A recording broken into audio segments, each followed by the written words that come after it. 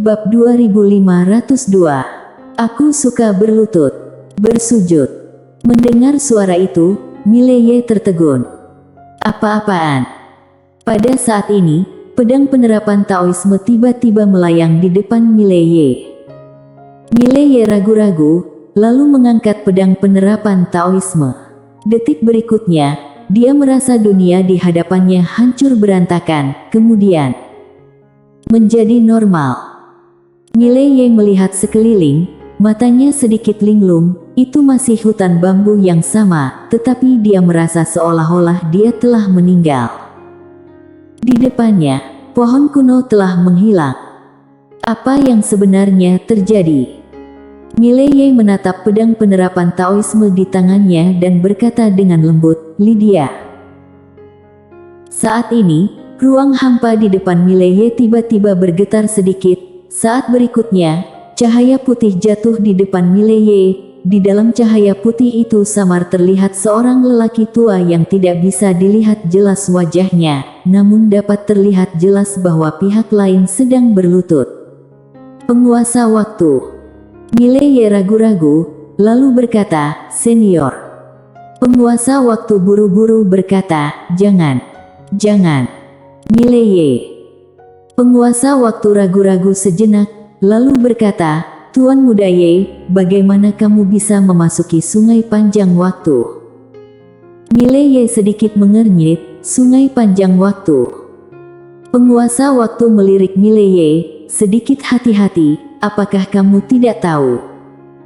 Mileye menggelengkan kepalanya, "Aku tidak tahu." Penguasa waktu ragu-ragu sejenak, kemudian berkata, "Tuan Muda Ye, apakah Anda dalam tingkatan alam suci?" Mileye mengangguk, "Iya."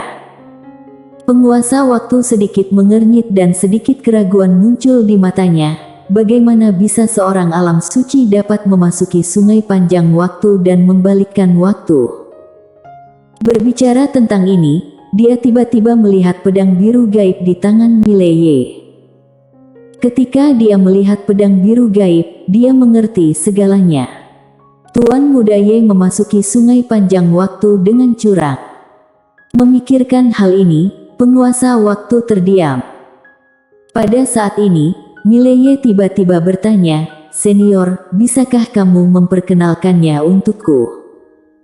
Penguasa waktu tiba-tiba gemetar, "Tuan Muda Ye, jangan panggil aku senior. Aku takut mati." Mileye sedikit terdiam, "Lalu aku harus memanggilmu apa?" Penguasa waktu ragu-ragu sejenak, lalu berkata, "Panggil saja aku Gary." Mileye sedikit mengangguk, "Gary, dapatkah kamu memberitahu aku tentang situasi yang baru saja aku alami?" Setelah hening sejenak, penguasa waktu berkata, "Tuan Muda Ye, waktu seperti sungai yang panjang. Di sungai yang panjang ini, dibagi menjadi masa lalu, sekarang dan masa depan. Lalu kamu baru saja kembali ke masa lalu. Jika hanya kembali ke masa lalu, masalahnya tidak serius, tetapi setelah kembali ke masa lalu, kamu juga membalik masa depan.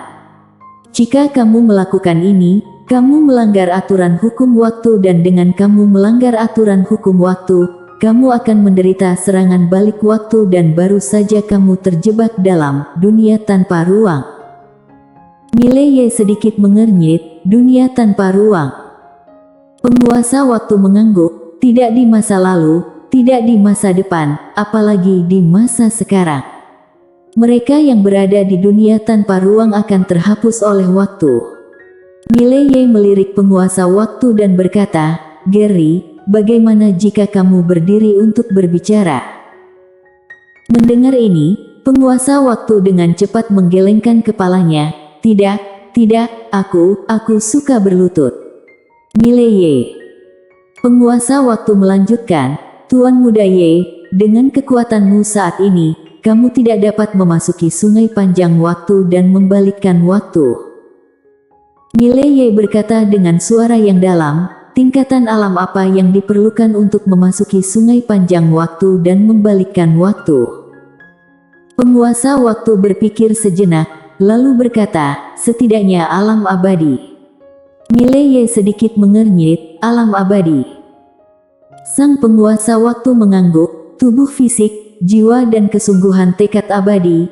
Hanya ketika mencapai ketiga jenis keabadian ini, barulah seseorang dapat memasuki sungai panjang waktu, namun tidak dapat membalikkan waktu.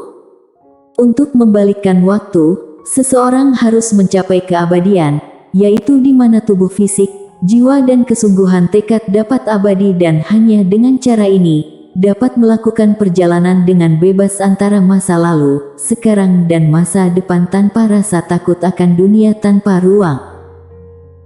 Mendengar ini, wajah Mileye menjadi sedikit serius. Berdasarkan ucapanmu, jika mencapai keabadian, bukankah itu akan menjadi keberadaan yang tak terkalahkan? Penguasa waktu sedikit mengangguk. Jika bisa mencapai titik ini, memang hanya ada sedikit lawan di dunia, tetapi jika mengatakan tak terkalahkan, itu terlalu berlebihan.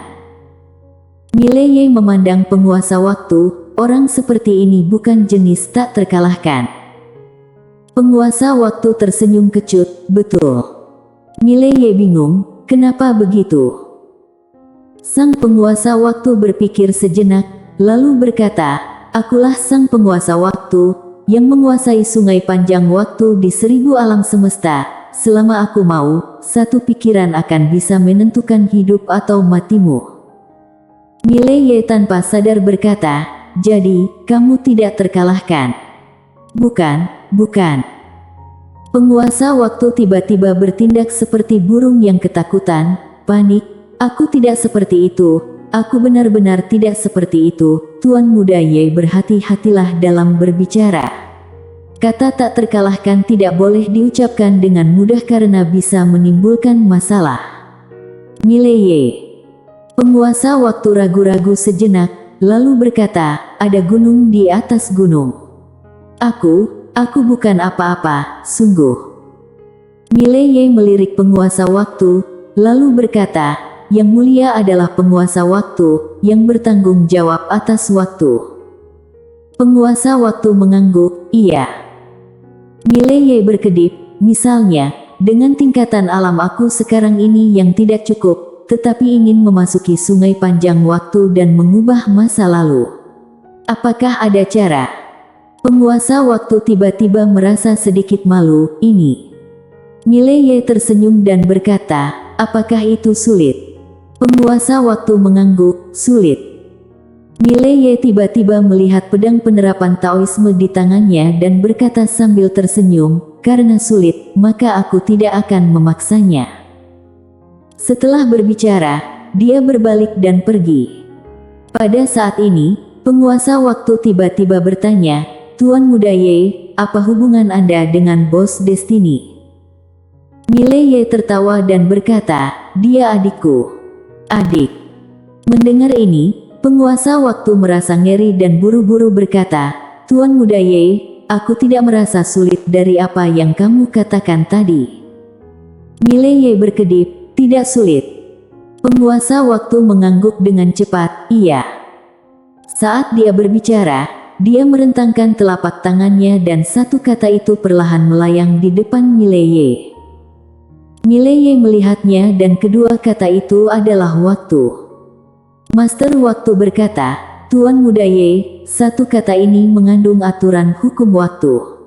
Setelah memasuki tubuhmu, kamu hanya perlu mengaktifkannya untuk memiliki aturan hukum waktu dalam waktu singkat, sehingga kamu tidak akan terhapus bahkan jika kamu memasuki dunia tanpa ruang."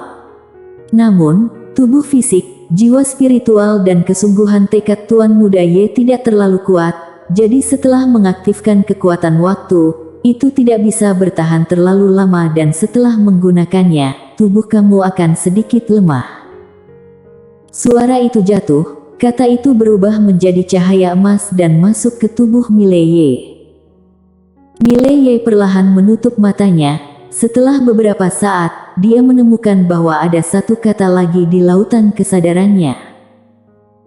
Pada saat ini, penguasa waktu berkata lagi, "Tuan Muda Ye, jiwa spiritual, tubuh fisik dan kesungguhan tekadmu ini terlalu lemah sekarang, jangan sampai terlalu lama berada di sungai panjang waktu." Mileye berkata dengan suara yang dalam, jika aku menggunakan pedangku untuk membunuh lawan di masa lalu, maka lawan akan mati di masa depan, kan? Penguasa waktu mengangguk, benar. Namun, ada prasyaratnya. Mileye bertanya, apa? Penguasa waktu berkata, yang paling tabu terhadap waktu adalah mengubah dirimu sendiri di masa lalu. Kamu dapat kembali ke masa lalu untuk membunuh orang, tapi kamu tidak boleh kembali ke masa lalu untuk mengubah dirimu sendiri. Mileye bingung, kenapa? Penguasa waktu berkata dengan suara yang dalam, jika kamu kembali ke masa lalu dan membunuh pihak lain, kamu membalikkan waktu pihak lain, ini tidak berpengaruh pada dirimu sendiri. Tapi jika kamu kembali ke masa lalu dan mengubah dirimu, izinkan aku memberimu contoh. Jika kamu membunuh ayahmu, maka kamu juga akan musnah sekarang. Membunuh ayah. Mendengar ini, Mileye menggelengkan kepalanya dengan cepat. Tidak, tidak. Aku tidak bisa melakukan hal semacam ini. Penguasa waktu. Mileye berkata dengan suara yang dalam, aku paham maksud senior. Ketika kembali ke masa lalu, aku tidak boleh mengubah takdir orang dan hal-hal yang berhubungan denganku. Jika tidak, itu akan langsung mempengaruhi aku yang sekarang, kan? Penguasa waktu mengangguk, benar. Tuan Muda Ye harus mengerti satu hal, yaitu, masa lalu adalah masa lalu. Dengan kamu kembali ke masa lalu, yang sebenarnya sudah berlalu atau dengan kata lain masa lalu bagi kita di masa sekarang ini hanyalah sebuah ilusi, jadi jangan coba-coba hidup di masa lalu. Jika demikian, kamu akan terhapus oleh aturan hukum waktu saat ini.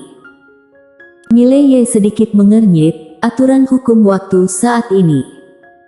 Sang penguasa waktu mengangguk, masa lalu, sekarang dan masa depan memiliki aturan hukum waktu tersendiri, tentu saja mereka masih aturan hukum waktu. Sama seperti kamu yang dulu, kamu yang sekarang, dan kamu yang akan datang. Mereka tetap kamu, hanya kamu di tahap yang berbeda. Mendengar ini, Mileye pun paham. Sang penguasa waktu melanjutkan, dan juga, di sungai panjang waktu, jangan coba-coba mencari tahu masa depan. Kamu dapat menebas satu pedang merenggut masa depan, tapi kamu tidak bisa pergi ke masa depan. Mileye bingung, kenapa? Penguasa waktu tersenyum dan berkata, masa lalu dan masa kini telah terjadi, tapi masa depan belum terjadi, artinya, masa depan tidak pasti dan masa depan memiliki banyak kemungkinan. Sama seperti seseorang, masa depannya mungkin memiliki kemungkinan yang tak terhitung jumlahnya. Lalu seperti apa kehidupan pada akhirnya, itu tergantung pada pilihannya saat ini. Oleh karena itu, masa depan terhubung dengan masa kini dan ada hubungan sebab akibat. Jika kamu memilih untuk pergi ke masa depan, kamu bisa pergi, tetapi masa depan itu mungkin bukan masa depan yang terakhir. Berbicara tentang ini, ekspresinya menjadi sedikit serius. Begitu kamu pergi ke masa depan, apa yang kamu lakukan bukanlah masa depan terakhir. Misalkan kamu memutuskan untuk makan dalam 1/4 jam sekarang, tetapi setelah kamu pergi ke masa depan, kamu memilih untuk tidak makan, maka waktu kamu akan kacau dan kamu akan hilang di ruang waktu masa depan selamanya, sampai kamu terhapus oleh jalan waktu. Lalu dirimu yang ada di ruang waktu ini juga akan menghilang, karena tidak ada yang bisa hadir di masa sekarang dan masa depan pada saat yang sama, bahkan aku pun juga tidak bisa. Mileye merenung. Penguasa waktu berkata lagi, kita harus memiliki perasaan hormat pada masa depan. Mileye tiba-tiba bertanya, bisakah Lydia pergi ke masa depan? Setelah lama terdiam, penguasa waktu berkata, dia seharusnya memainkan sesuatu yang lebih canggih. Mileye bersambung.